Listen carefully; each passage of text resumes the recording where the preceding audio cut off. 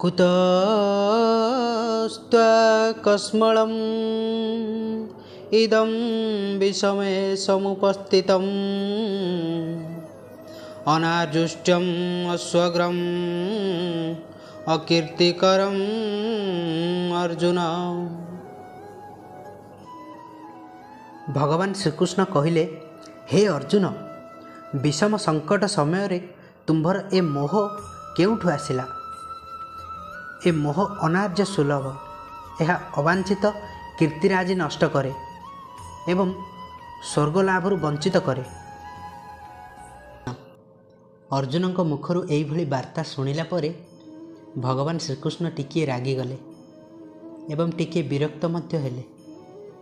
भगवान टिकिए चिंता करिले, एहिभली रणभूमि रे ठिया होई एते बड़ महावीर प्रबल पराक्रमी सखा अर्जुन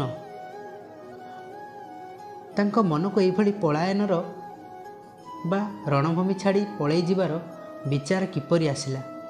बोधहुए सखा अर्जुन को मनरे किछि चिंता आसुअछि, जहा फलरे से एइभली मनोभाव मो सम्मुखरे प्रकाश करिले।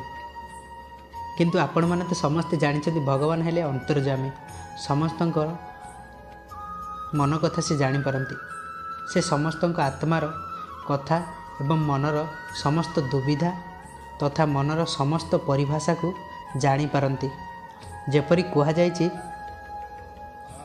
आत्मा प्रकाशे सदा थाई गोविंद, निरस्त कुहुक बुलाई गोविंद, सत्य परमानंद हरि गोविंद, जा भावे भव्य सत्य करी गोविंद, हेमंत सत्य रूप जार गोविंद, तापादे मोर नमस्कार गोविंद।